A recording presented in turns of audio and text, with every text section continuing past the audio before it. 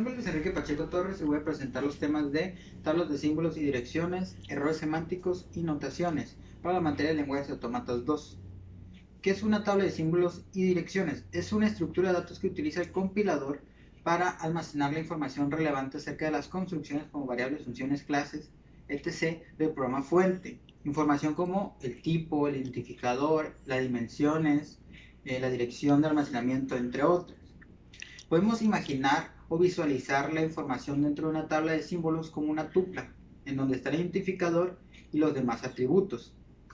Cada símbolo o construcción de un programa fuente tiene una serie de atributos. Estos se derivan de la semántica y la sintaxis del lenguaje, así como también de su uso a través del programa.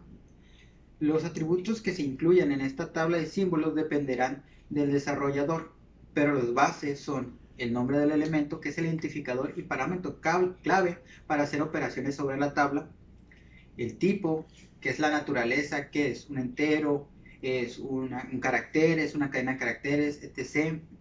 La dirección de almacenamiento, en qué parte específicamente de la memoria va a estar el valor cuando se esté ejecutando el programa. También se puede encontrar, por ejemplo, para las funciones, la cantidad de parámetros formales, cuántos parámetros tiene esa función, de qué tipo son esos parámetros, etc. También puede estar el scope, que es la accesibilidad que tiene ese símbolo. Es por ejemplo, una variable global, es una variable local, etc. Una tabla de símbolos es creada o es construida, mejor dicho, y manipulada durante la fase de análisis. Y en la fase de síntesis la información es tomada y utilizada para generar el código destino.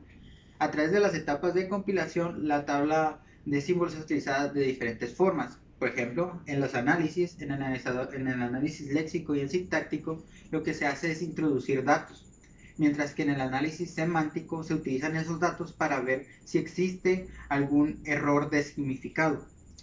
Tanto en la generación de código intermedio, optimización y en la generación de código destino se usa la plantilla, se usa la información que está en la tabla de símbolos para generar el código final y poder ejecutar ese programa.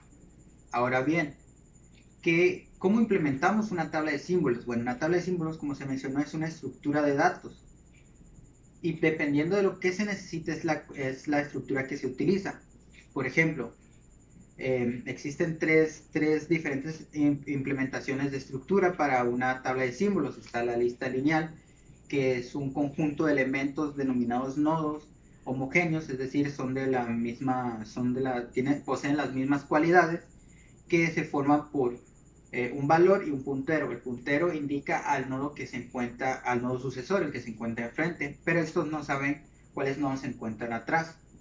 Este tipo de listas se utiliza cuando se busca realizar un compilador, por ejemplo, experimental o uno de prueba, pues funcionan para manipular poca información, pero cuando se aumenta la cantidad de datos que se tienen que manipular, la búsqueda en este tipo de estructuras es de muy poco desempeño o no es el desempeño adecuado. Luego siguen los árboles binarios de búsqueda, que son estructuras que también los elementos dentro de este se llaman nodos y tienen como máximo 2 descendientes. En estos árboles de búsqueda, el desempeño que tienen tanto en la inserción como la búsqueda de un elemento es logarítmico, es decir, es un desempeño mediano para una cantidad de datos intermedia. El que realmente se utiliza es la estructura denominada tabla de hash. Esta utiliza para almacenar la información como base un array y lo relaciona a una clave o a una llave. Es decir, se tiene por ejemplo el nombre Juan, que sería una clave, y esta se relaciona con el índice del array.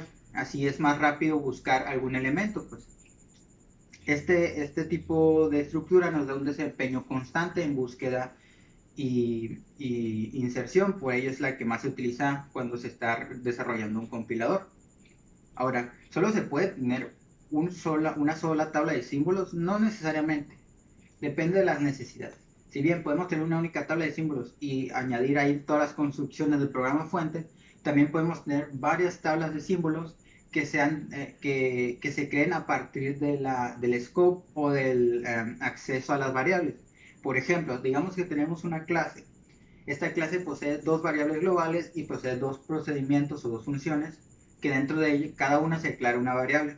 Entonces poseeremos una tabla de símbolos para las variables globales o los accesos globales, como serían las dos variables y las funciones, y crearemos, de ella partirían otras dos tablas que serían las variables o los símbolos que poseen cada una de la función A y la función B. Finalmente, las operaciones básicas que se pueden realizar con una tabla de símbolos es inserción, que es agregar nuevos elementos o crear nueva información dentro de la tabla, y búsqueda, que es verificar si existe o no un identificador o un elemento dentro de la tabla.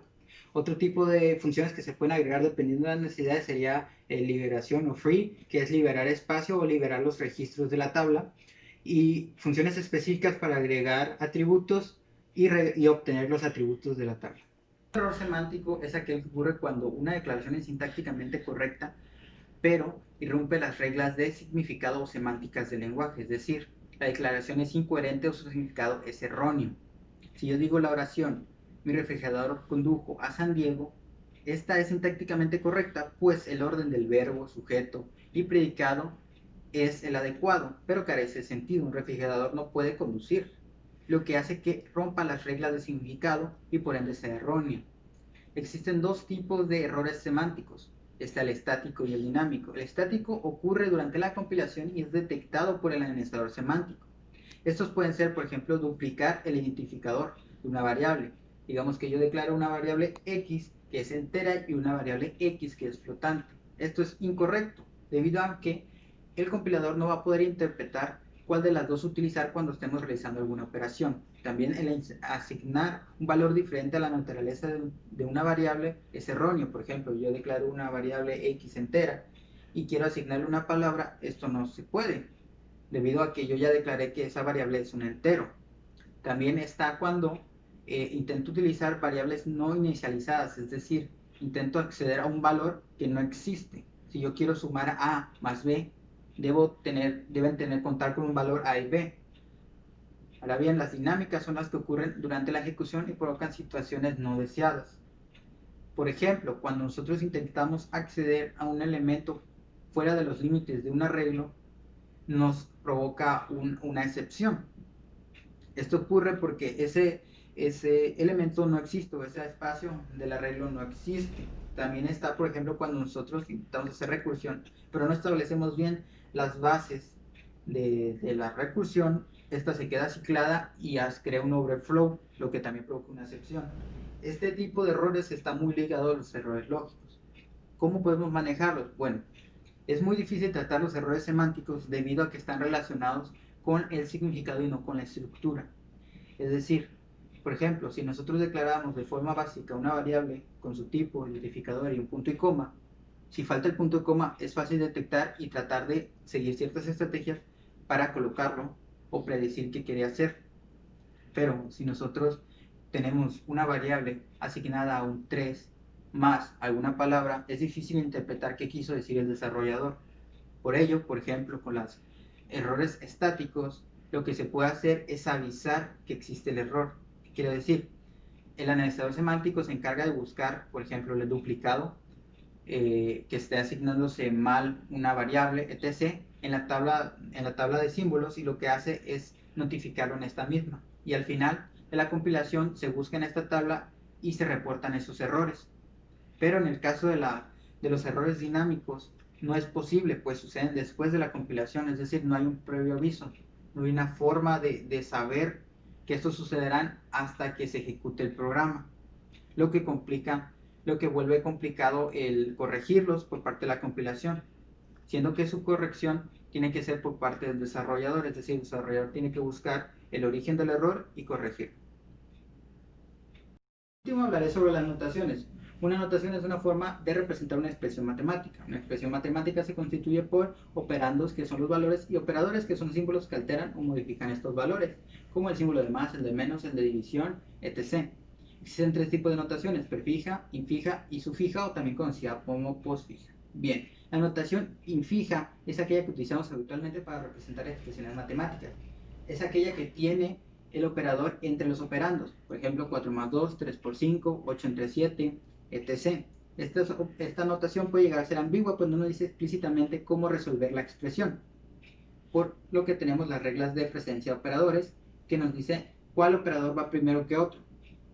Por ejemplo, tenemos en la cima la potencia y la raíz, le sigue la multiplicación y división y por último la suma y la resta. Si yo tengo una expresión tal como 5 más 2 por 3, inicio por la multiplicación porque tiene mayor orden de precedencia que la suma. Ahora, si yo quiero alterar este orden de precedencia, utilizo un paréntesis. Si yo tengo 5 más 2 por 3 y quiero hacer la suma primero, coloco entre paréntesis la suma. Por lo que tendría que resolverla en primera instancia y luego la multiplicación. Esto parece sencillo, pero para una computadora es difícil de interpretar, por lo que optamos por realizarlo en otro tipo de notación, que sería la prefija o la postfija. La notación prefija, o también conocida como notación polaca, es aquella que coloca los operadores antes que los operandos. Por ejemplo, si tengo 5 más 2, coloco primero el símbolo de más y luego el 5 y el 2. Nótese que se mantiene el orden de los operandos. En el caso de los operadores de la notación postfija o sufija, coloca los operadores después de los operandos. Si tengo 5 más 2 de nuevo, coloco 5, 2 y luego el símbolo de más. Sigue manteniendo el mismo orden que en el infijo, 5 y 2. ¿Qué ventaja nos da esto? Bueno, estas dos notaciones nos evadimos utilizar paréntesis y nos explican o nos dicen explícitamente cómo se van a resolver las expresiones. Ahora bien, ¿cómo traslado de infijo a sufijo o a prefijo?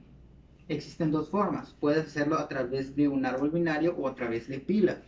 A través de un árbol binario se tiene que hacer la estructura del árbol a través de la expresión en notación infija y luego recorrerlo o hacer una búsqueda en preorden para obtener la notación prefija o en posorden para obtener la notación postfija.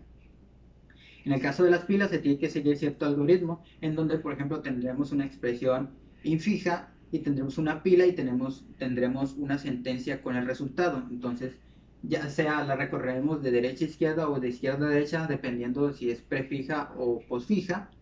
Y iremos ingresando, por ejemplo, los valores numéricos como 5 en el resultado y los valores o los operadores en la pila. Entonces, si el operador que se coloca en la pila es de mayor precedencia que el que está, este se queda. Si el operador es de menor precedencia, se saca y se coloca en la sentencia. Si el operador es de la misma precedencia, estos operadores se intercambian. Por ejemplo, digamos que tengo un símbolo de multiplicación y luego agrego uno de división. ¿Okay? Se coloca primero el símbolo de multiplicación y luego el de división. Y por último, si estoy utilizando paréntesis, si tengo un paréntesis de apertura y uno de cierre, cuando obtenga el paréntesis de cierre, voy a ir sacando los elementos hasta obtener el último paréntesis, así formando la sentencia. Gracias por su atención, esto sería todo por mi parte.